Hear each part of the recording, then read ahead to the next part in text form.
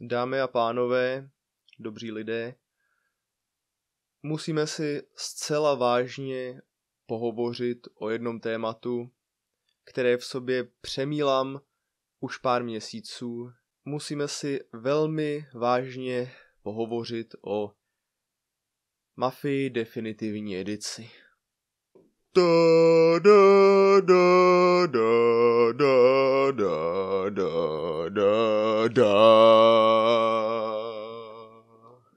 Zdravíčko, dobří lidé.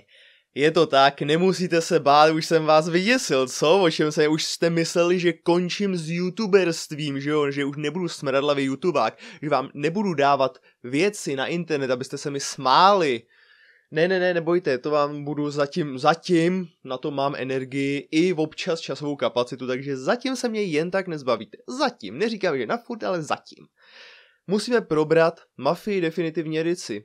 Je to tak, dokončil jsem let's play na tuto hru a mám tady zhodnocení. Je to zhodnocení, které jsem nedělal na konci posledního videa, jako je mým zvykem, že hodnotím hru vždycky na konci let's playe, ale je to zvlášť video, protože jsem čekal, že mi to vyjde na zvláštní díl tohleto. Možná to někoho zajímá, možná ne, a vlastně koho to nezajímá, tak toho jsem ušetřil právě toho, že se na to musel koukat na konci minulého videa. Protože někdo očividně nedokáže dát jako třeba křížek nahoře a zavřít prohlížeč, ale radši napíšou do komentáře, kdyby si radši nechal ty debilní keci ohledně toho, že jo, nějaký postkomentování, tak by to bylo v pohodě. Vy vždycky, jestli se vám nelíbí video, dejte vpravo nahoře křížek, zavřete video nebo jděte na jiný video a jsme všichni family friendly. Ono na Mafii definitivku mi vyšlo tohleto, takovejhle seznam, takhle dlouhý seznam plusů a minusů hry. Přemýšlel jsem, jak bych tohle video rozčlenil. Já bych chtěl totiž říct svoje hodnocení a potom zhodnotit jednotlivý mise a charaktery té hry, postavy. Dál jsem taky nevěděl, protože většinou u hodnocení her začínám na záporech té hry a dostávám se ke kladům, čili tu hru trošku vyzdvihnu. U Mafii definitivní edice bych to chtěl udělat opačně, nechci ji jako potopit naprosto, ale bohužel ty zápory pro mě jako z toho remakeu převažujou. Nechci, ale opravdu nějaký ty plusy tam jsou, takže myslím, že můžeme začít. Začneme od těch kladných věcí, co tu mám napsaný. Mafie definitivní edice si zachovává příběh. Je to super, v tomhle remakeři opravdu uspěli. Máme příběh Mafie, City of Lost Heaven vlastně v lepším kabátě. Ten příběh je samozřejmě mírně upravovaný, aby to prostě jakoby pasovalo, aby to nebylo 1:1, že jo, protože to by potom bylo jenom akorát zlepšená grafika, ale je tam prostě něco přidanýho, co se týče následujících věcí. Je tam například víc dialogů.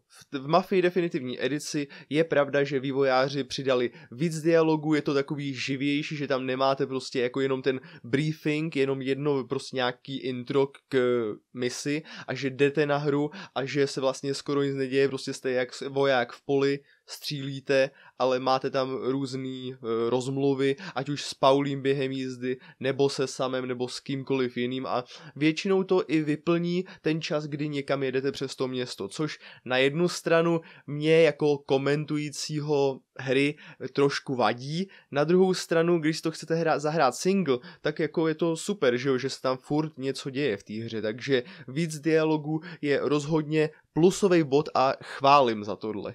Další plusový bod, který nevím, jestli bych zařadil na 100% jako plusový, jsou nesmrtelní spolubojovníci. Je to vlastně po vzoru Mafie 2 takový zvláštní systém, takový zvláštní nešvar se nám tu stal, že spolubojovníci nemají zdraví ve hře, ale jsou nesmrtelní. Sice vám nepomáhá jako na 100%, že by se vrhli někam do vřavy a stříleli po všech a všechny vykosili za vás. To ne. Ale nemůžou umřít. Vlastně ani na vaše střely, protože vy do nich asi ani nemůžete střelit, ale hlavně ne na střely nepřátel. Prostě jsou nesmrtelný NPCčka. A na jednu stranu jako chápu tenhle krok, protože to odstraňuje takovýto frustrování, obzvlášť třeba v misi Skvělý obchod v originální hře, kde vám furt Paulí a Sam chcípali, to chápu, že někoho mohlo jako ve své době v té originální, v tom City of Lost Heaven, tenhle aspekt byl takovej trošku že si občas naběhli přímo před brokovnici, no, takže sorry jako.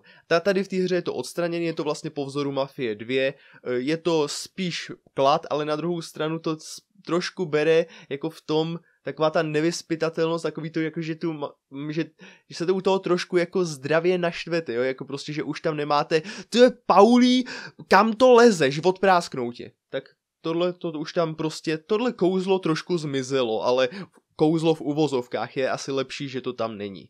Další dobrá věc, která přibyla, jsou kolektibly. V Mafii definitivní edici máte kolektibly v podobě cigaretových kartiček a těch komiksů, že jo, který můžete, a vlastně lišek, který můžete sbírat, nevím, co vám to dá za bonusy, ale můžete to sbírat různě po mapě, ve volné jízdě nebo v příběhu. Je to zajímavý a pro sběratele nebo pro dnešní asi generaci lidí, co se zajímá tamhle, aby měli hru na 100% dojetou, jo, tak je to velmi atraktivní způsob vlastně vtáhnout toho diváka, aby se taky o něco snažil a do jistý míry to zvyšuje tu znovu hratelnost těch misí. Samozřejmě dalším kladným bodem, který jsem měl zmínit asi na úplným začátku, je grafika. Máme rok 2000, teď je 2023, nepamatuju si úplně přesně, kdy vznikla Mafie Definitivka, to myslím 2020 rovných, je to možná nebo 21, ale myslím, že spíš 2020. To je jedno, to je každopádně jedno, ale prostě je to maximálně 3 roky stará hra.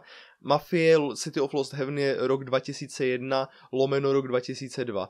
Grafický posun tam je značnej, cením si ho, tohle je jednoznačný plus, tomuhle nejde nic vytknout. Samozřejmě, jako kdybychom dostali definitivní edici a měli grafiku Mafia City of Lost Heaven, tak bych nevěděl úplně, co si o tom věru myslet. Ale naštěstí grafika nesklamala, grafika po většinu času, teda jako občas jsou tam takový, jako ty postavy, že se jako nějak ušklíbnou úplně divně, občas to proglične, jako třeba s detektivem Normanem v kavárně, ale je to opravdu spíš výjimečný. Je to výjimečný. Další plus, co tato hra má, Mafie definitivní edice, je, že nejenom, že to má český dubbing, od kterého se málem snad upustilo, což by hodně srazilo tu hru v mých očích, ale nejenom, že má český dubbing, ale je tam asi tak 80% dubberů zachovaných. Bohužel někteří s námi už nejsou, Antonín Molčík jako Salieri je nenahraditelný, ovšem teď bohužel nevím jméno dabéra, který daboval nově Salieriho, ale nový daber Salieriho provedl opravdu dobrou práci v tom přiblížit se té postavě jako takové. Máme tam samozřejmě Marka Vašuta, klasický a jedinečný Tommy Angelo, máme Petra Rychlého, což je Paulí, ale bude o charakterech si budeme povídat až za chvilku. A máme tu další bodík, mapa venkova. Obecně ta mapa je relativně dobře zpracovaná a teď zase budu balancovat na tom, jestli je to klad hry nebo zápor hry. Ta mapa je víc zjednodušená. Jak už jsem to v několika videích na Mafii definitivní edici říkal, vy máte několik těch překážek tam odstraněných, třeba když jedete přes nějaký ten most, přes ten West Marshall, tak v původní hře jste tam měli ještě podjezd a museli jste tam na ten most dostávat různě, že jste to museli objíždět. Tady ne, v tom remakeu, tady vám stačí prostě na něj vjet hned z té ulice, co je vedle. Spousta, ale je tam takhle zkratek, možná ještě ulehčená, je to dost zkrácený a to město působí spíš jako takový, jako další GTA mapa, ale rozhodně je plus to, že máte mapu venkova už od začátku, že klidně můžete jet na venkov, nic vám nebrání a je tam i ta mapa, jo, která vás naviguje. V původní hře City of Lost Heaven jste žádnou mapu venkova neměli, jste si mohli nechat zdát, to jste měli, pokud jste si koupili originální City of Lost Heaven, tak jste tam měli mapu normální plus venkova. Ale mohli jste jenom odhadovat, kde zrovna se nacházíte ve hře na té mapě. Ale co se týče mapy ve hře, tak vývojáři modifikace Rise and Fall Oravin a jeho kompanie husarů, tak ty provedli v skutku husarský kousek. Na husary! Na husary! že do modifikace Rise and Fall dali normální mapu venkova i s tím, že jste tam mohli vidět, kde zrovna na tom venkově jste, takže interaktivní mapa cením, nevím, proč to nebylo v originál Mafia City of Lost Heaven, nevím. S tou mapou, s tím venkovem a s plnou věcma vlastně v té hře se váže to, že tady v podstatě nemáte moc loadingu, jo, tady nemáte načítací obrazovku, kdy se hra načítá z jedné scény do jiný scény, jo, takže prostě ze Salieriho baru se musíte portnout do města a z města se musíte portnout ke Clarkovu hotelu a z hotelu Corleone se musíte portnout do města a tak dál. To tady vlastně není, tady je plynulý přechod z jedné lokace do druhé, prostě tam vstoupí postava a je to už krásně vyrendrované, takže a to má zase na svědomí to, že je pokročilejší technologie a tohleto vlastně hry dneska standardně mají, takže je to opět pokrok s dobou. A co se mi na téhle hře hodně líbilo, je, že váže se to samozřejmě s množstvím dialogů, ale že například intermeca se mi hodně líbí v téhle hře, protože tam máte i to prohloubení té hry ještě víc, než byly intermeca v City of Lost Heaven, tak tady máte ještě víc to prohloubení hry, například to není úplně intermeco, ale jak vám Frank říká o té čubě, jak chtěl Don utopit a pak ji zastřelil, tak to je vlastně něco ještě přidaný a na vás to ještě jakoby víc působí, že jste víc vtažený do toho děje, jo, je to prostě lepší, než když tam máte postavu, najednou je tam Frank a zradí vás bez nějakého důvodu, že jo, nebo asi měl své důvody, ale i teď my máme své důvody ho odstranit, ale tady je to prostě víc, to těm postavám dává takový ten náboj, proč vlastně dělají to, co dělají. To se mi hodně líbilo. No a nyní je část, kdy přecházím k záporům hry. Jdeme na ně, nebudu to prodlužovat. Nemám je tu nějak seřazený, budu prostě je říkat tak, jak jsem si je napsal za sebou. Není to seřazený podle vážnosti toho, jak se mi ten zápor opravdu, jak mě naštval, nebo podle něčeho. Jo. Například první zápor. Tady mám napsaný úplně nějakou banalitu, relativně banalitu. Nejde běhat a střílet v baru a jiných pasážích. Tahle hra, jak to můj kamarád správně označil, tak tahle hra je vhodná pro někoho, kdo si chce zahrát film. Tahle hra je v podstatě film, který vám dává v určitých pasážích volnou ruku s tím, že můžete běhat po lokaci a střílet.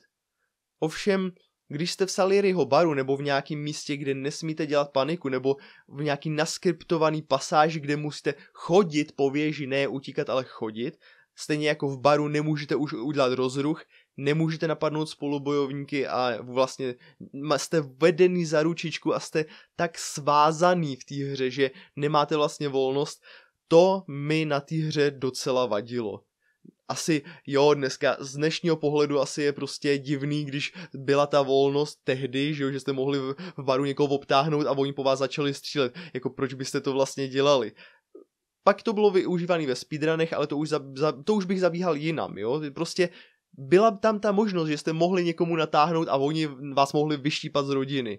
Prostě jste napadli Ralfa, že jo, zradili jste Salieriho, tak vás jdou prostě odprásknout Luigi upilovanou pomstou pod barem, Vincenzo prostě nějakou brokovnicí a nikdo se s váma nemazal. Tady prostě nemůže, tady ještě chodíte, vy v tom baru chodíte a po schodech chodíte jako opravdu šnečím, uspávacím tempíčkem.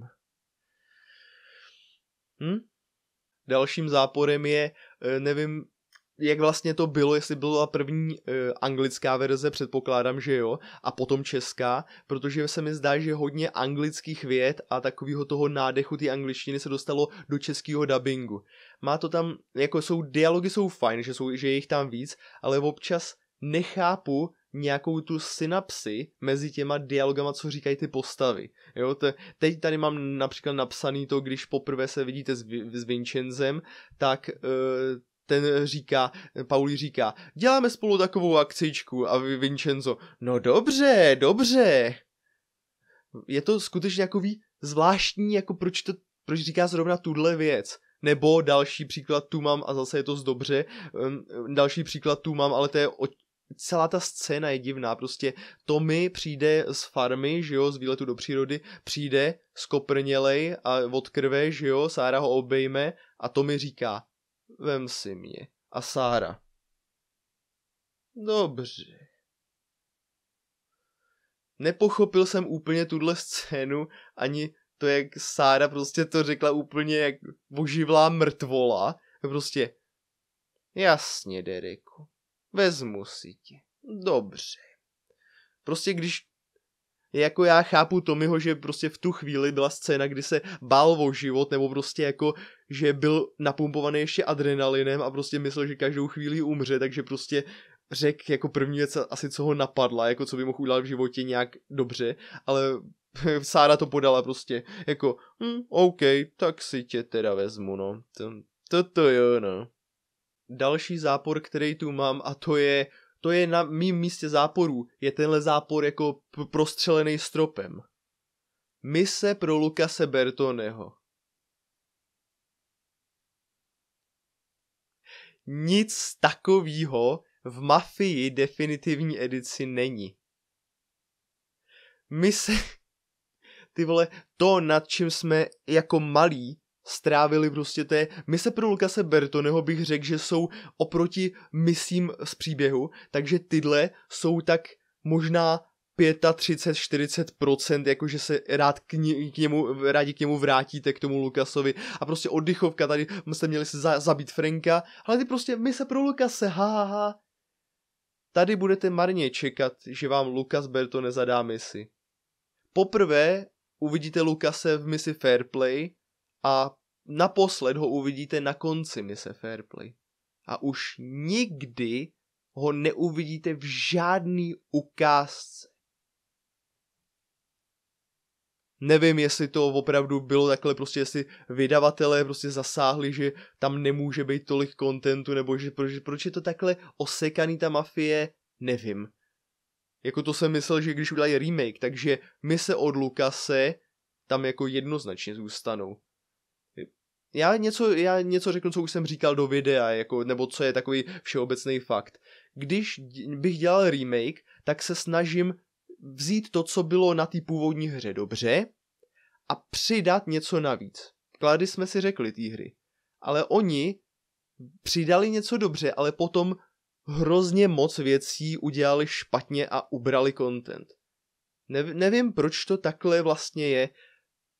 Příklad dobrýho remakeu je Resident Evil 2 remake. To je snad nejlepší, taky to má svý mouchy, ale to je snad nejlepší remake, co jsem viděl na hru. Resident 2 remake, to je prostě... Resident Evil 3 remake je naopak úplný dno remakeu. To ne, tohle. No a Mafie definitivní edice se pohybuje někde mezi tímhle, jo? Někde mezi tím vším je Mafie. Jako další mínus tady mám, že nejde zranit spolubojovníky, ale to už jsem uváděl, když jsem říkal ty klady té hry, takže že nejde zranit spolubojovníky. Ano, v jistým aspektu je to pro mě negativní věc v té hře.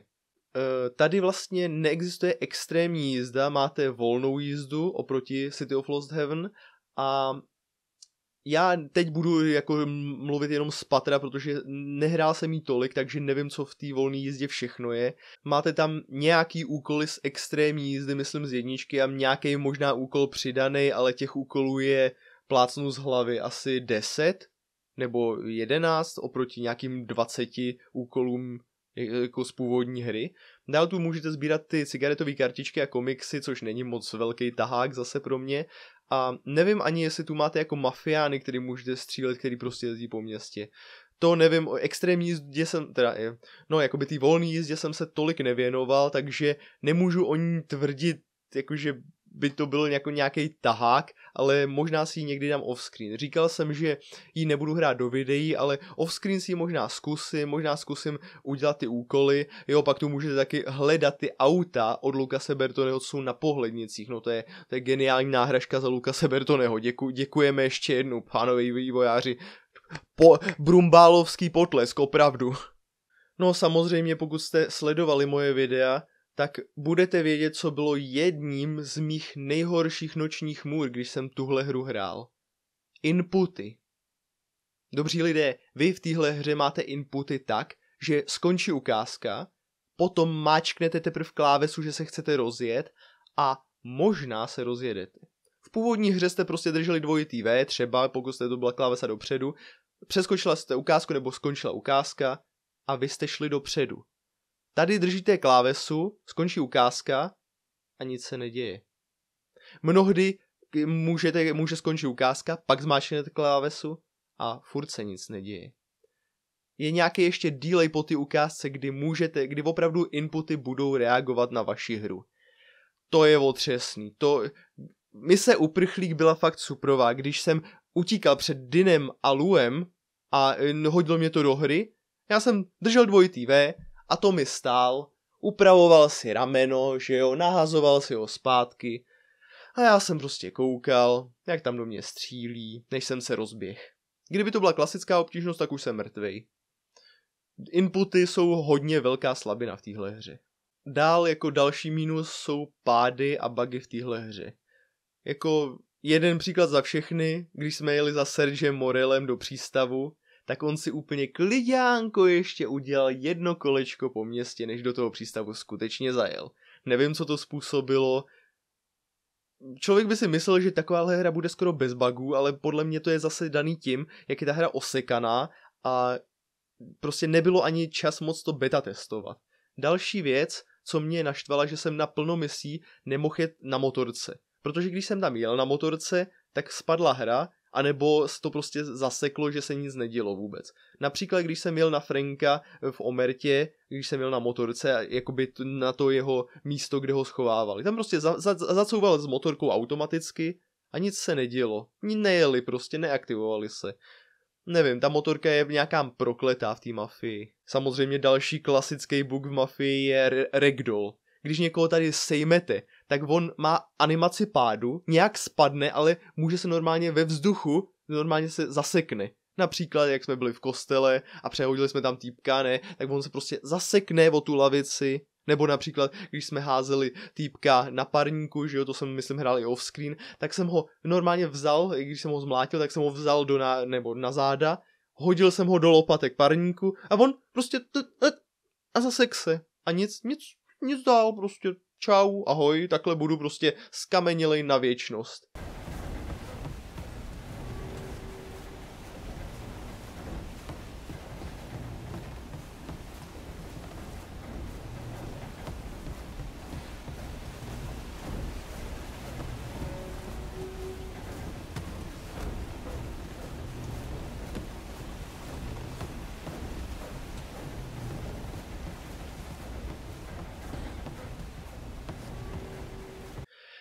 Opravdu tohle to není dobrá vizitka té hry. Další věc, s čím jsem měl hodně problém, co se mě jako let's playera týče, který hraje hru na několik videí, na 18 videí, ne, mi to vyšlo na 18 videí, tak mechanika toho, kdy se spouští mise. Vy tady máte v podstatě dvě možnosti. Můžete jet příběh od začátku do konce pomocí příběh a pokračovat. Takže jedete od mise, nabídka, která se neodmítá, po smrt umění. A v tom prostě máte checkpointy a poslední uložený checkpoint, tam vás to hodí. Ale když začnete misi a dokončíte ji, tak vy nemůžete vyskočit, spustí se ukázka další mise a vy nemůžete vyskočit zpátky do menu. Vy dáte pauzu a buď můžete ukázku přeskočit, anebo jste zaseklí v té pauze. A jakmile přeskočíte ukázku, tak se hra uloží a už ji nemůžete spustit znova.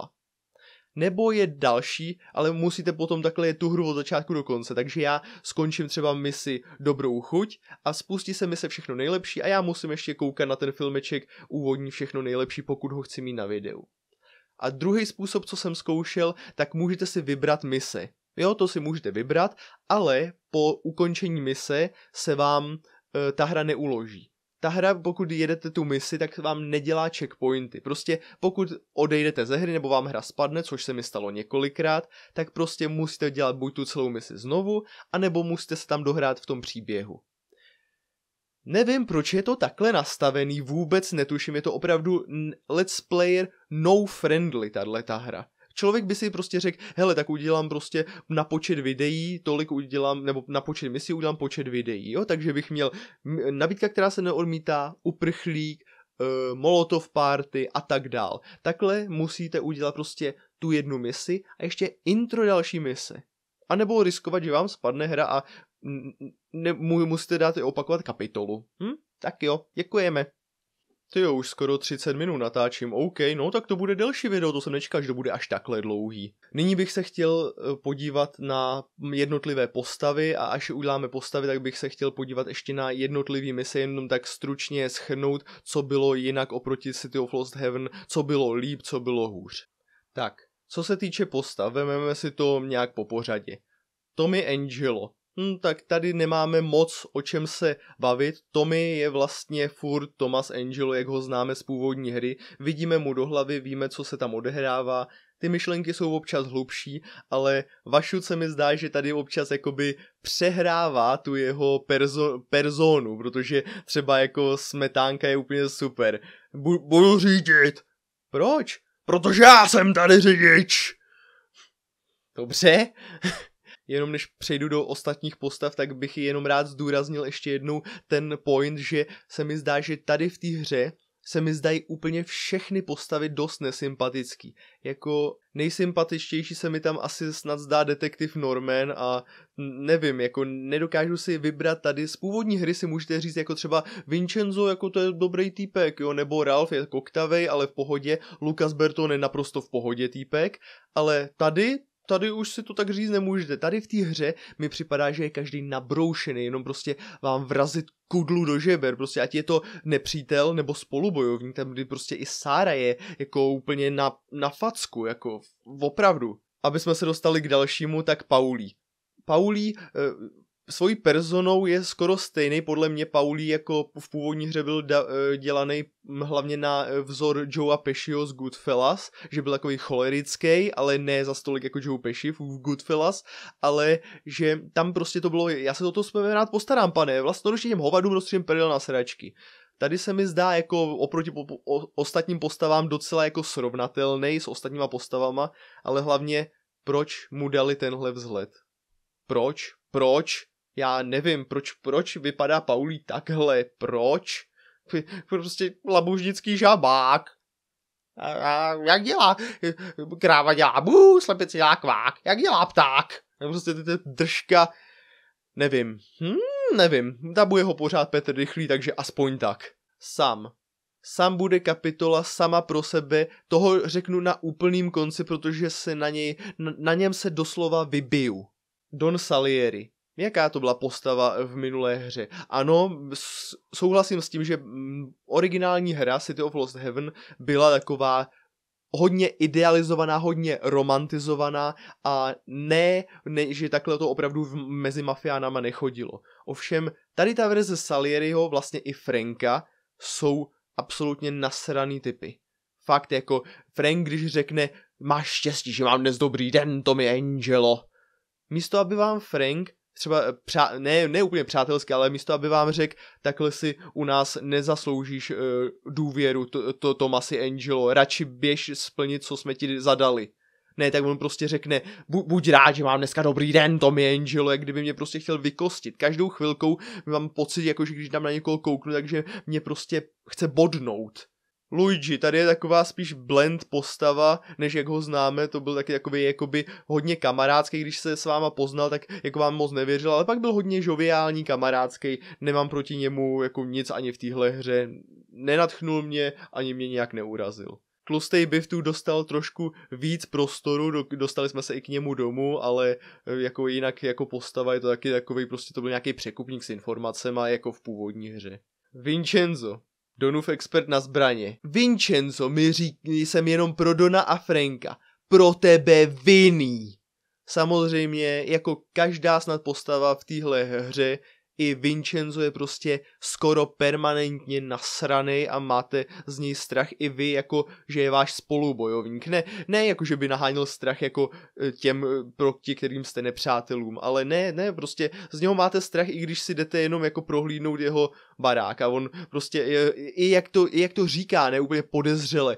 Ty ale nejsi Polda, viď, Tome? A pak mi tam dokonce, já jsem se bál fakt, že na mě vytáhne ganu a že mě začne střílet jako v jeden okamžik. Ralph. velmi záludná postava, protože koktavý Ralph, který byl jako původně, tak ten je tady opět. Máme tu opět toho starého dobrého Ralpha, ale je to opravdu starý dobrý Ralph? Jednou ti přestřihnu brzdový lanka, kretény. Jedna věta za celýho Ralpha v definitivní edici. Udělejte si o něm obrázek. Podle mě to trošku předstírá, jako že je cripple. Úplně stejně jako Kevin Spacey v Obvyklých podezřelých. Podle mě jako jenom předstírá, že je cripple nemohoucí. Sergio a Don Morello, bratři, kteří se podobají asi zhruba tak jako nákladák a ponorka. Nevím, co... V té původní hře to vlastně skoro byl jeden skin, protože to byly bráchové, tak byli modelovaný hodně podobně, že jo. Bylo tam jasný, že asi vidíte, jako, že jsou to skoro dvojčata nebo minimálně bráchové. Tady Sergio Morello je takovej asijský jako typ. Nevím, to prostě byl jako nějaký Číňan vypadal trošku.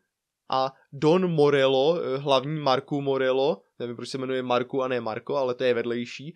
Ale Don Morello tady je úplně nařachanej, tady je prostě pomalu jak nějaký bývalý boxer, což možná i je, to nevím. Ale prostě nepodobaj se ani trošku se sobě nepodobaj. A jsou to ještě větší sadisti, než byli v původní hře. V původní hře dokonce jste měli třeba tu ukázku, jak do něj někdo narazil a Morello mu rozflákal držku, až asi umřel ten člověk. To bylo jako takový pochopitelný, protože Morello opravdu byl ten, kdo nebyl na vině. Ale tady máte jako v téhle hře je ukázka, kdy do něj někdo narazí, ne, on do někoho narazí a tomu rozfláká ještě držku. Nějakému tomu boxerovi. Takže a navíc, když tady někoho mlátí, tak mlátí Morello sám. A Salieri vlastně taky je tady sadističtější, protože Karla, toho parchanta, tak tomu rozdupal ksich na Maděru úplně. Takže tady ta verze mafiánů je taková... Lucas Bertone, už jsme o tom mluvili, postava, se kterou se potkáte v jedný jediný misi, a už o něm nikdy v životě neuslyšíte. Slibuju, že mě už nikdy neuvidíš, Tome. Co k němu víc říct, no, tak jako a taky, když jste k němu přijeli s tou formulí, tak to mi říkal, musíme si pospíšit, musím tam být co nejdřív zpátky. A zase, Luka se otočí a říká, já se s tím poradím, vydrž! Promiň. No a na závěr tady máme Sama.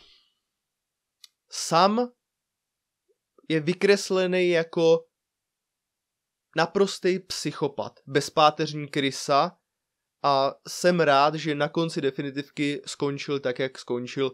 Řekl bych, že ještě trpěl docela málo na to, jaká to byla krysa.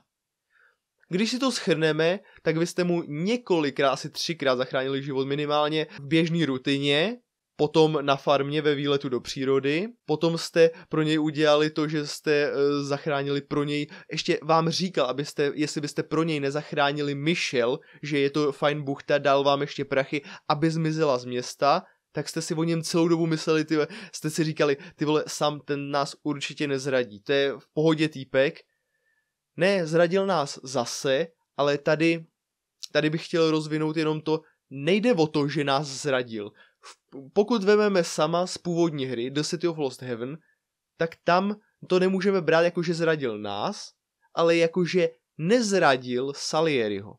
Byl mu věrným vojákem až do svojí smrti. Tam to bylo prostě opravdu jenom, věřil jsem tomu, že původní Sam byl čistě obchodně to bral. Musel zabít Paulího i mě, ale myslím si, že nezapojil do toho vůbec, jakoby, že by nás nějak neměl rád nebo něco. Podle mě i byl lítostivý, že nás musí zabít. Ale zůstal věrný Salierimu a za to jsem ho v původní hře jako do jistý míry i cenil. Ano, my jako hráči, co hrajeme za Tomase Angela, za Tommyho, tak my samozřejmě vidíme ty zmrdé, ty jsi byl náš kamarád a zradil s nás. Ale bohužel v mafiánství je rodina přednější. Ano, takže říkám, do jistý míry ho tam můžete chápat sama, proč udělal to, co udělal. Oproti tomu v definitivní edici vám ten psychouš ještě řekne, kolikrát jste mu zachránili život, ještě vám do očí řekne, že si můžete za to sami, že jste nechali tu děvku běžet a úplně vás gloutí. v definitivní edici je prostě vykreslený jako naprostý bezpáteřní psychouš. Tam nejde vůbec o loajalitu Salierimu. Tam jde prostě o to, že mu Salieri řekl, běž odprásknout tady Paulího a Tommyho, že jo, a no, dobře, jo, jdu na ně. Absolutně žádný emoce. Jsou si trošku podobný ty lidi, ale podle mě v původní hře to byl spíš opravdu profesionál a loajální válečník. V téhle hře je to spíš psychouš, který možná tam sehrál nějakou roli i ten Fett, jakože vlastně Mafie definitivní edice je vlastně taková temnější, úplně temnější verze Mafie The City of Lost Heaven. Protože jste nekradli diamanty, ale vykradli jste doutníky v původní hře a byly to jakoby převlečený nebo převlečený diamanty to byly schovaný diamanty. Tady víte, že kradete diamanty, což jsou převlečený doutníky, ale ve skutečnosti kradete Fett.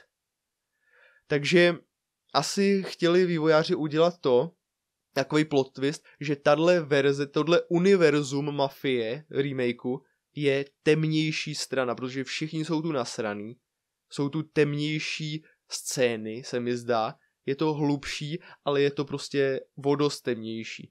A sám z toho vyšel jako naprostý psychouš. Koukám, že už jsem nahrával přes 40 minut.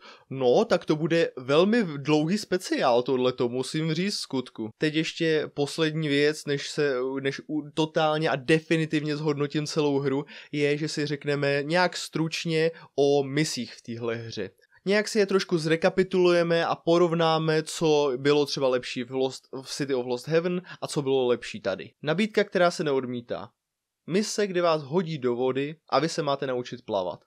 V podstatě nemůžu vytknout ani původnímu, ani remakeu, nemůžu vytknout v téhle misi nic. Je to prostě rychlá, úderná mise, jedna jako druhá. Ve dvojce, v remakeu po vás šlo sice víc aut a měli jste teď jako využívat ty zkratky, abyste se jim, nebo takový ty, ne zkratky, ale takový ty flipy, takový ty skákance, takový ty rampy, abyste se jim vyhli a takový to staveniště, kde jste prokličkovali. A je to zajímavý doplněk do té hry, takže nabídka, která se neodmítá, tyhle misi můžu dát směle nějakých 100%, pokud to máme začít takhle, mám hodnotit jednotlivé mise. Uprchlík. V původní hře vezete 5 zákazníků a potom utíkáte před Robertem, který vám se snaží spravit fasádu a jeho kámošem s Gunem. A v remakeu vlastně děláte to samý, akorát, že prcháte před Dinem a Luem. Má to rozdíl v tom, že si s váma zákazníci v taxiku víc povídají. Na druhou stranu můžete vést asi myslím maximálně 3 zákazníky a pak je další úsek, čili opravdu ten útěk. Nevím, kdybych to dělal jako já, tuhle hru, tak bych se pokusil do téhle mise udělat jí takovou víc sandboxovou, jakože byste mohli jezdit různě po městě a nalézat zákazníky a vozit je a potom, když by vás to přestalo bavit, tak třeba zajet pro toho jednoho zákazníka, který by byl třeba na mapě označený jinak, nebo že by si vás zavolal, třeba abyste pro ně někam dojeli a s tím byste potom dojeli jakoby do té destinace, což by spustilo dál příběh. Takhle jako nuceně vám to useknou po nějakým třetím zákazníkovi je takový divný, je to prostě zase oseknutí hry, jako skoro všechno v téhle hře, tak i tato mise musí být prostě oseklá. Zdrhání přes ty uličky a přes ty ploty je lepší, ovšem animace Tommyho, když něco přeskakuje, no to je takový jako skoro Spider-Manovství, abych tak řekl. Pan Spider-Man, Tommy je to jak skáče normálně málem po budovách. Teda on potom skáče po budovách, ale to je další mise. Molotov party. V původní hře je to i čisté a jednoduché. Přijedete k baru, zadem přijdete, přetáhnete hlídače, mlátíte auta pálkou, hodíte molotov, můžete si vzít Falconer a odjet. Tady je to opět takové, jakože tam přijedete, Pauli se s váma cestou povídá, to je fajn, to jsem ocenil, ne sice jako let's player, protože jsem mluvil přes něj a někdy mi do toho skákal, ale ocenil jsem to jako, že tam je prostě nějaký dialog. Přijedete k Morellovu baru a co čer nechtěl, musíte se proplížit okolo, zatímco Pauli rozptyluje stráž. Potom musíte skočit dolů a úplně jinak, než normálně, že jste natáhli pálku a přetáhli, tak tady musíte máčknout kvéčko, abyste někoho zezadu oddělali tajně. Dobře, i ten gameplay je tu vlastně jiný. V původní hře jste furt, když jste chtěli mlátit, střílet nebo bouchat nebo házet granát, tak jste vždycky museli vybrat zbraň a mačkat levý tlačítko myši. Tady máte střelbu na levým tlačítku myši, kopance na kvéčku, myslím, nebo na altu, ne, alt se vlastně krejete, vykrýváte tohle. A vlastně Gčkem házíte buď molotov nebo granát. Je to zajímavý jako rozložení, možná je to občas dobrý, že nemusíte přejíždět jakoby ze zbraně na molotov, jo, a házet ho a potom zase na zbraň, ale mně to trošku chybí z toho City of Lost Heaven, to původní nastavení. Běžná rutina. Tady vlastně zajedete, tady to není až tolik změněný kromě lokací, protože jedete na úplně jiný lokace než v City of Lost Heaven, nejedete do jedné restaurace na Central Islandu, nejedete do Pompey baru, ten tu asi ani neexistuje, a potom teprve jedete ke Clarkovu motelu za městem. Jedete taky do 2 destinací a potom k motelu. Není tam moc co dodat, i ten motel je docela věrohodně postavený jako v původní hře. Líbilo se mi to tato mise, no já jsem nehodnotil ty předchozí 2, no to je smůla. Takže, ale běžný rutině, máte tam i lišku schovanou, běžný rutině, tak jak je nastavená, bych dal nějakých 88 z 10, není to špatná mise, je docela věrná. Ovšem potom máte takovou tu pasáž, že musíte honit toho týpka a tady Mafie definitivní edice má zvláštní takovou raritu, že když naskriptovaně někoho honíte a můžete střílet z auta, tak za prvé máte nekonečno nábojů, což nevím proč, ale za druhý vy automaticky z toho auta střílíte po tom cíli. To máte automaticky zaměřený na ten cíl. Kde je stará dobrá Mafie 1, kde jste museli vyndat ruku z okýnka, tady to mi myslím střílí rovnou z auta, jako skrz normálně sklo, protože ani nevytáhne ruku. Ale kde je stará dobrá Mafie City of Lost Heaven, kde jste museli vyndat ruku z auta a střílet a mířit na pneumatiky. Tohle mi zase jako dost chybí, čili běžný rutině 7 z 10, kvůli tomu střílení špatnému z auta. Je to opravdu jako prostě vás to vede za ruku, je to tady konzolová věc tohleto. Další mise Fair Play. Máte přijet pro formuli, odvést formuli k Lukasovi, ten má upravit, jet zpátky na okruh, jet do baru, pak máte jet na okruh, odjet 5 kol a pak jdete zpátky do baru, nebo portne vás to do baru, máte jít k Lukasovi pro auto a zpátky do baru. Takhle je to v City of Lost Heaven. V remakeu jdete sice pro formuli, teda myslím, jo, tam jedete pro formuli, pokecáte s Bobem a všechno, jedete k nerudnému nasranému Lukasi Bertonovi, jedete zpátky s upravenou formulí, čili ona vám tady opravdu hrká a můžete normálně přehrát motor, čili to je velký plus do téhle mise a můžete tady potkat policajty taky. Takže další plus do téhle mise.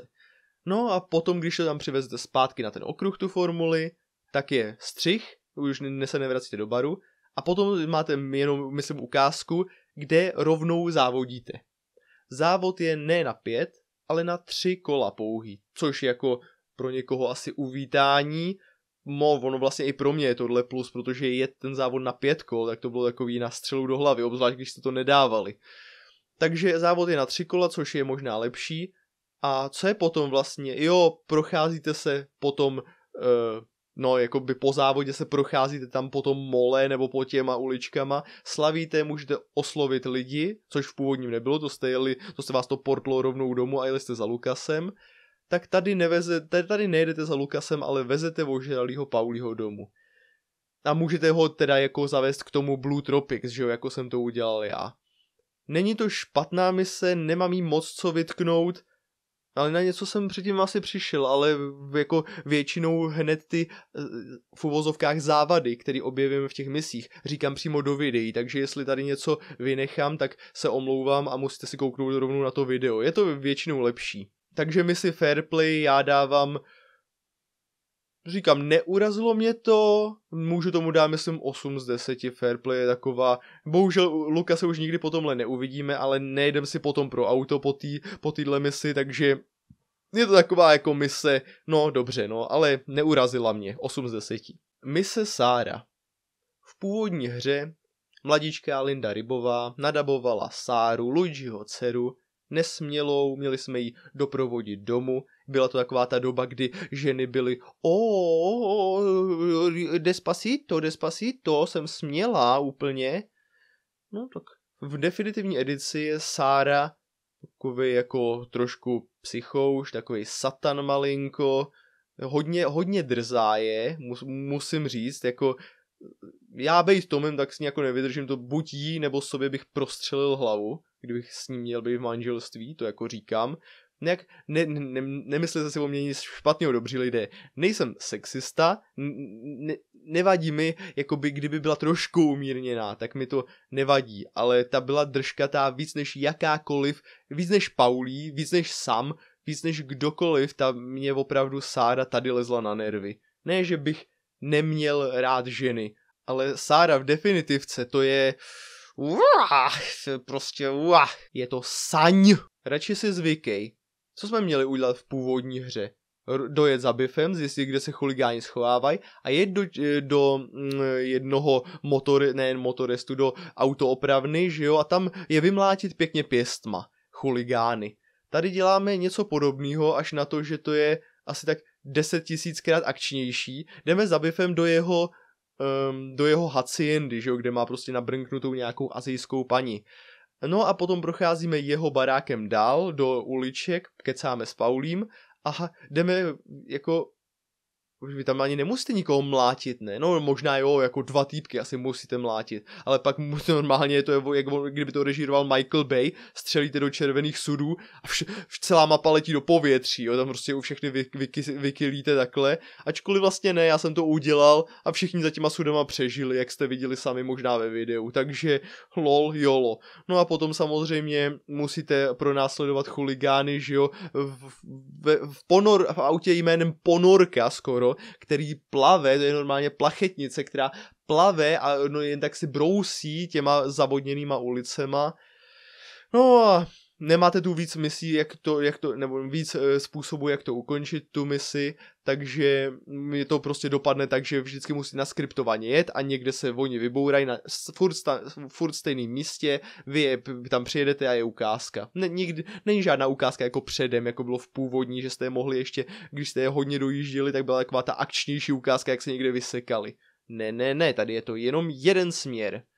Takže když se ještě vrátím, tak Sáře bych dal nějakých, no vzhledem k tomu, jaká Sára tady je, jako osobností, tak Sáře bych dal nějakých 5 z 10 a radši si zvykej asi taky 5, protože to jsou takový blend mise, takový na sílu akční a Sára je taky, když se budu opakovat, tak nevadí mi u holky, nechci od holky, aby byla absolutní puritánka a jo, aby se všeho bála, mohla být trošku od rány, ale nemuseli z ní udělat jako takovou saň, opravdu. Mise Coura a kněz, to je vlastně, já ani nevím, jak je to v původní hře, jestli je to dohromady, jako prostě vy děláte jednu misi, ta se přemění v jinou misi, jo, takže vlastně mise Coura, máte jít do hotelu, zabít ředitele a Michelle a sám se vám to snaží vymluvit, abyste ji zabili. No, ale o tom už jsme si řekli, no. Samé, ty jsi takovej dobrodinec, viď? Fejkovej. No, ale přijedete prostě do hotelu, že jo, rovnou přijdete k ředitelovi a pác boh do čela, prostě ho odprásknete nemilosrdně, už tu není nikdo s luparou, že jo, po vás nejde, nebo možná jdou, ale já jsem je mysnul. No, je to zase prostě prostřílení, jdete na střechy, unikáte policajtům, můžete v pohřebáku, musíte počkat na Sama samozřejmě, až vám nasedne do auta, to je jako geniální, že jdete na tuhletu misi, že jedete se Samem, to je jako hodně zajímavý. No a pak vlastně mise končí. Ono vždycky ty mise skončí tak rychle, že se vlastně ani nestihnete rozkoukat. Ale nebylo to špatný, sejmuli jsme tam pana Šnečího účesa, takže tyhle mise bych mohl dát třeba nějakých 7 z 10. Výlet do přírody. V původní hře nejhororovější mise. Tady to má svoji atmosféru, ta mise, nicméně je to takový, jakože tam přijdete, hledáte stopy, víte jasně, že jsou všichni mrtví, ale on prostě to mimo nedojde, že jo, až ho tam ambushnou a musíte se prostřílet zpátky. Jo, no a jak to končí ta mise? No tak v původní hře po vás šly prostě 3 auta. Ano, bylo to, na dnešní dobu by to bylo málo, uznávám, to by bylo prostě jako, že jste se vezli, měli jste střílet z korby nákladáku, přestřelka na 3 auta. Dneska by to asi neprošlo, takhle málo aut, ale v tomhletom normálně další akčňárna od Michaela Baye. Střílíte asi 20 000 aut policejních, do toho po vás jdou na motorkách, což je úplně pecka, jak si myslíš, že z té motorky vás normálně jako sundají auto, to je úplně geniální, nevím ani jak ty policajti chtěli přebíjet na těch motorkách, ale dobře, bubuňkový revolvery, ale nejenom to, oni na vás pošlou motherfucking tank. Prostě na pár mafiánů pošlou obrněný transportér s kanónem, s kulometem. Nevím úplně jako jestli by to bylo reálný, ale co já vím.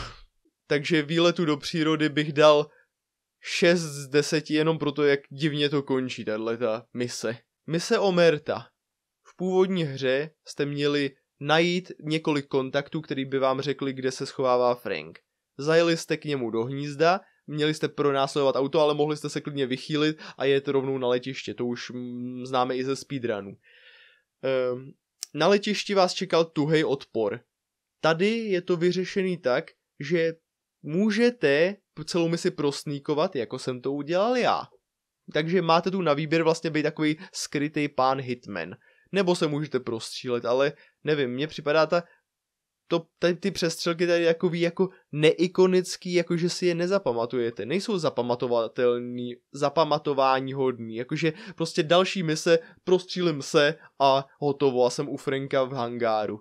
Nevím, jestli je to tím, že jsem starší a že jako mladý jsem ten City of Lost Heaven vnímal úplně jinak, jo, jakože to bylo prostě wow, další lokace, tyjo, tak tyhle nepřátelé už si přesně pamatuju, kde jsou. Možná to je tím, že jsem to hrál několikrát ty mise, protože mě vždycky zabili. Nevím, čím to je, ale opravdu v téhle hře, v té definitivce mi to přijde takový, jakože prostě projdete lokací a co jako, nikdy nezapamatujete si prostě, co v té lokaci je. Prostě, že střílíte, co se hne. To je všechno.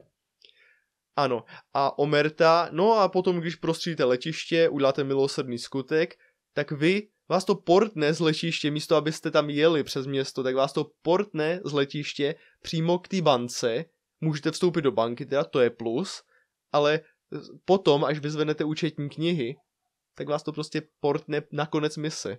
Ne, to je prostě žádný Lucas Bertones, to je samozřejmě, že žádný Lucas Bertones, žádný nový auto nebude, ne, to vám tu dává úplně náhodně Ralph, auta, takže Omertě bych dal, tam je to hodně vždycky jako skipovaný ty věci. Mně se to, čím víc jdeme jako do té poslední mise, tak tím míň se mi na ty mise líbí, ale Omertě dávám třeba 7 z 10 bych dal. Tak, teď tu máme Trn v oku. Určitě to v tom nebudu sám, kdo si bude myslet, že Návštěva lepší společnosti je v remakeu naprosto odfláknutá. Nevím, Návštěva lepší společnosti v původní hře, měli jste vyzvednout Salvátora, jeli jste od Salieriho baru, měli jste vyzvednout Salvátora, dostali jste normálně zbraně od Vincenza, zajeli jste k vile a vnikli zadníma vrátkama, mohli jste si vybrat, jestli budete tichý nebo hlasitý, mohli jste to tam klidně vykylit na psychouše, jít do sejfu, vzít dokumenty, tam jste museli kliknout do sejfu, jinak jste je nevzali. No a pak jste měli zase odvést Salvátora domů a pak si jet do Salieriho baru. Teda mohli jste ještě, ne, v návštěvě to asi nejde, to je vlastně v tom, ve výletu do přírody, můžete k Lukasovi, v návštěvě je zavřený i v původní hře. No, tak v definitivce jedete v Salieriho autě, on vás vyloží u Salvátora, který neumí ani, no pár slov umí, ale neumí anglicky. A vy neumíte italsky.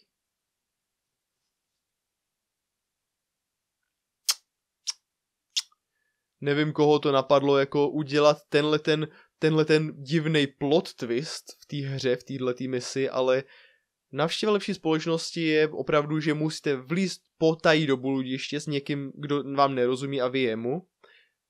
Potají musíte, to není, že se prosníkujete, vy musíte vykylit všechny v bludišti, na tajňáka prostě uškrtit, ale to já jsem měl samozřejmě ještě tu misi zabagovanou, takže jsem ji dělal na 3krát, ale to nebylo už moje starost.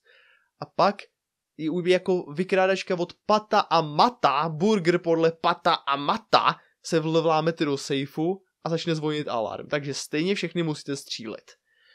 pak prcháte před policií, pak vezete Salvátora a pak jedete asi do Salieriho baru, myslím, že to takhle bylo. Nenadchla mě tahle mise. Byla to docela psychomise a trošku i hororová, jak se to odehrávalo v noci a hrála tam ta psychohudba. Tady v tom je to prostě jenom k nasrání tahle mise. Návštěva lepší společnosti 2 z 10. Skvělý obchod. Mise, která byla, myslím, v Mafii City of Lost Heaven demo a mise, nad kterou spousta lidí nadávalo v původní hře, protože kdo chcípal v téhle misi, tak byli zejména Pauli a Sam. Tady se vám nic takového stát nemůže, vy máte dělat escort autu, který veze chlast a potom, když vyjedete z garáži, ty garáže prostřílíte jako pomalu s prstem v nose, tak když vyjedete z garáži, tak ne, že vy jedete s chlastem a Sam vás má kryt, jako v původní hře, což mimochodem vůbec nic takového neudělal, že nás kryl. Nejenom to. Vy musíte protektovat a opravdu ho musíte hlídat sama, aby ho nezničili. Opravdu jsem rád, že v původní hře mě sám vůbec jakoby nechránil, ani žádný lidi za mnou nejeli, že by mě chtěli chránit, ten měl jenom dojet do toho skladiště, ale navíc tady musíte fakt chránit, máte samozřejmě nekonečno nábojů v Coltu, takže můžete střílet po všech jako nekonečně nábojema, OK. Dojedete do baru, mise končí, teda do skladiště, mise končí. Žádný Lukas tady nebyl ani předtím, ale tady je to prostě zase taková mise, kterou máte rychle za sebou, jako prostě lusknete a mise je konec. Dobře. Skvělýmu obchodu dávám 4 z 10. Nenadchnul mě ani jako žádnýma efektama, zase všechno bouchalo v těch garážích, v původní hře bouchly jako asi 2 auta, mohli jste házet teda granáty, ale jinak tam bouchly asi 2 auta a to bylo všechno. Tady zase prostě všude hoří, je to panika, je to úžasné, no. 4 z 10. Dobrou chuť. Nevím, jestli bych tady něco tomu vytknul, jedete se Salierim na jídlo a potom jedete sejmout Karla. Tady se Salieri projeví jako větší psychouš, jak tam po Karlovi dupe, ale jinak jsou ty mise jako docela i totožný. Myslím, že to auto se mi zdá takový kratší, jak v něm jedeme, ale proti dobrou chuť jsem toho moc neměl. Pak vlastně Karla pronásledujeme na těch dvorcích a není to špatná mise. Řekl bych, že třeba 9 z 10 dokonce. Je to celkem i věrný tohle. Všechno nejlepší. Co je vlastně v definitivce všechno nejlepší? Jo, ohromná naskriptovanost, jo. V původní hře dostanete vlastně nic, vy nemůžete na parník s ničím, máte si zajít pro oblek, jít na parník, vyřešit, kde dostanete Colt, že jo, a potom odprásknout rychle toho radního a zdekovat se. Tady jedete k přístavu, musíte zajít za Samem, prostě doslova zajít krokem, protože vás to zase nenechá sprintovat mezi lidma. Tam se převlíknou za nějakého Pepka námořníka, protože ho tam sam asi zabil. Pak teprve jít za svitu Paulího a Sama, jejich ksichtů, tak jít na parník, tam projít celou skriptovanou pasáž s týpkem, který vás chce dojebat, nějaká gorila Morelovo nebo co. No, tak vy dojebete jeho, musíte tam projít a myslím, že doslova chodit jenom po tom parníku, nemůžete tam moc sprintovat nikde skoro, tak musíte jít nahoru na ohňostroj a tam počkat ale vy vlastně nemusíte čekat na ten ohňostroj, ale lepší je odprásknout toho radního, když hoří ten ohňostroj. No a potom se prostřílet z parníku pryč. Hodně naskriptovaná mise oproti původní hře, čili 5 z 10. Bastard se štěstím. No. Tak tuhle misi, která byla v City of Lost Heaven, jednou z těch nejdelších, protože tam byly 3 pokusy o atentát, tak tady je jednou z těch kratších misí. Tady vlastně začínáte tím, co bylo v původní hře. Měli jste jet s Paulím k restauraci Italian Garden, ho sejmout. Teda myslím, že to byl Italian Garden. Potom jste mu měli dát bombu pod auto a to nevyšlo, protože vybouchla ta jeho milenka. Jako třetí byl, myslím, Rainbow Garden v tom downtownu, kde jste ho měli už totově sejmout. Pauli musel se k Thompson. Byl to bastard se štěstím. Pak jste museli pronásledovat z těch kolejí sami do přístavu. No a tam jste měli ohromnou přestřelku v přístavu a potom jste museli ještě si dát boss fight s Morelem a jeho kumpánama kolem, co měli brokovnici. Jak je to tady jak je to v definitivce? Vy začínáte tím, jak jedou, to je prostě ukázka, jak jedou Sam a Vincenzo sejmout Sergia, který má štěstí, takže ho nesejmou.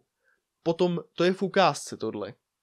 Potom hrajete vy, jako Tommy, jedete rovnou, přeskočíte misi s Paulím, jedete rovnou plantnout bombu pod auto. To samozřejmě tam nastoupí zase nějaká káča, vybouchne to. A co je potom? Potom rovnou odsud jdete do toho Rainbow Garden a tam jdete i se Samem, i s Paulím, s Thompsonama a stejně ho nesejmete. Pak za ním jedete za Morelem, on udělá několik objížděk kolem města, jak jsme se přesvědčili, a potom teprve jede do přístavu. Tady je to, opět se budu opakovat, je to osekaná hra. Je to hodně osekaná hra, jako musím říct, musím to jako zdůraznit, je to hodně osekaná hra, tahle mise je toho důkazem. No a samozřejmě to by nebylo, aby nebylo, a vy jste Morela nesejmuli tak, že vyhodíte do povětří celou tu halu tam. Prostě jako Michael Bay by byl pyšnej na Hangar 13, že to takhle udělali. Bastard se štěstím, dávám ti, hele, 3 z 10. Neužil jsem si tu naskriptovanou misi. Neužil, opravdu ne. Smetánka. Původní hra. Měli jste i s Paulí a Samem dojet k divadlu, odprásknout ho, on začal rychle ujíždět z divadla, Morello. Jel buď na letiště, nebo jel k mostu, nebo jste ho mohli omylem sejmout po cestě, nebo to udělat speedrunnersky, sejmout po cestě pomocí tričku, že jo. No, tady máme co? Tady jedeme vlastně rovnou, on nás tahne jinou cestou, ale jedeme rovnou na letiště. Tam místo toho, aby byl překvapený Morello, že jsme za ním jeli, tak tam místo toho, aby tam byli 2 jeho strážníci z toho auta, tak tam máte celou armádu připravenou na letišti, což nechápu, jako jak tam dostal ty lidi, neexistovaly ještě telefony, tak vy máte se prostřelit přes armádu Morellovo lidí a potom to v podstatě probíhá tak, jako by to bylo v té původní hře. Tak, jak to bylo v původní hře, měli jste rozstřelit motory, ačkoliv tady jste ho museli ještě pronásledovat přes celé město. A potom se teprve vysekal a pak jste ho měli ještě pokropit tou kuličkovkou, tou jak mu tam udělali, tak to je opravdu zajímavý zvuk, tomu snad to byl, ale jo, a tak to tady bylo. No a samozřejmě pak skončila mise, protože Lucas Bertone neexistuje už nikdy. Takže Smetánce dávám, bylo to lepší než Bastard se štěstím, dávám jí 6 z 10. Volební kampaň. Mise, kde v podstatě skoro jenom chodíte a nepustí vás to jako nikudy jinudy. Musíte jít do vězení, potom projít celým tím pochybným vězením, můžete všechny postřílet, tam co jsou ty chuligáni nebo ty skvoteři, ale v hodně místech vás to nechá jenom chodit. No a potom tam samozřejmě oproti původní hře, kdy vypadnete ven a možná vás podle toho, jako jestli jste zabili toho strážního nebo toho dělníka, tak možná na vás nalítnou 2 policajti, tak tady je najednou zátah na ty skvotery a taky zátah na mě, i když nechápu prostě, jak mohli poznat, že jsem střílel z té věže, to je první věc, a za druhý, jak se tam tak rychle dostali. Ani radiovozy to nestihnou dřív jak za 5 minut. Jako on tam sice Tommy omdlel, ale tak snad neomdlel na 2 dny. Nevím, volební kampaň, no a samozřejmě, když se dostaneme ven, že jo, tak pak jedeme asi rovnou do baru, nebo nevím kam, a končí mise. Žádnej Lukas, čau. Takže volební kampani, kolik bych ti dal? 5 z 10. Nebylo to nič moč. Jen tak pro radost je naprosto překopaná mise. Úplně naprosto. Jen tak pro radost, tam jste měli sehnat nějaký nákladák za denního světla, vyházet ty bedny, že jo, pokud nebyly vyházený, jet sami do toho skladiště v přístavu, naložit bedny, zdrhnout, zavést k pasti. Tady se to odehrává v noci. Víte, že máte krást diamanty, ne doutníky, to je jenom zástěrka pro diamanty a to je zástěrka Profet. vaši kumpáni předstírají, že pracují v přístavu, ne vy. Vy máte na tajňačku projít celý level, to je fakt divná mise tohleto. Dávám jí, no a vlastně na konci jen tak pro radost se domlouváte s Paulím v nadzemce, což je náhrada za nadzemku v misi Smetánka z původní hry, že jo, jako jízda nadzemkou, tak tady se na konci jen tak pro radost domlouváte s Paulím na bankovním přepadení. Týhle misi dávám, to je taková úplně jiná mise, než byla v původní hře, takže to je kompletně jiná mise, takže bych jí mohl dát, no ale potom mě nebavilo to, jak jste tam měli vyjíždět z toho Works Quarter, že jo, jak byly všude hlídky, to bylo takový, to mi připomnělo hodně Drivera 2, misi, kdy jste prchali ze Chicaga, vy jste byli v nějaký nevím, skladišti a měli jste vyjet z ostrova, ale všude vám to zatarasovali auta a šli po vás nepřátele. Tady to bylo něco podobného, no, asi se inspirovali. Kolik jsem tomu vlastně dal? Já jsem tomu ještě nedal hodnocení, že jo, jen tak pro radost, protože, jak jsem sám řekl, tak jen tak pro radost je úplně jiná mise, čili tomu můžu dát 2 z 10 nebo 8 z 10. Takže tomu dám asi 4 z 10. Nenadchlo mě to, ta změna té mise pro mě nebyla úplně jako důležitá. Jako další mise je Melouch. Mise Melouch v Mafii definitivní edici je výsměch, dámy a pánové. Výsměch do 5 minut je po ní. Do 5 minut je po té misi. Původní hra. Začínáte v Paulího bytu, jedete nuceně nad zemkou, abyste i dojeli do té banky, vyslechnete si v bance Paulího plán, on vám pak řekne, že si máte sebrat zbraň u žlutýho Píta a možná auto u Lukase. Můžete, nemusíte. A potom zajet k Paulímu, pak jet k bance, pak ji vyloupit, pak je do úkrytu. Jak probíhá bankovní přepadení nebo mise Melouch v definitivní edici? Vy začínáte přepadením. Vy jste v bance, vejdete do banky a přepadáte banku. Prostřílíte se k sejfu, prostřílíte se k autu, Paulí hodí tašku na zadní sedadlo, jedete se ztratit poldům, jedete do úkrytu, konec. Kdybych nekecal tolik do toho let's playe, tak mám do 5 minut tuhletu misi hotovou. Nechápu proč. Zase osekanost sama, no. Takže, no a samozřejmě tu není žádný žlutý Pít, ne. Žádný samozřejmě Lukas Bertone, ani náhodou. Mise Melouch má u mě 1 bod z 10. Moje málo oblíbená mise, jestli návštěva lepší společnosti je debilní mise, tak Melouch je nejořezanější misí v Mafii.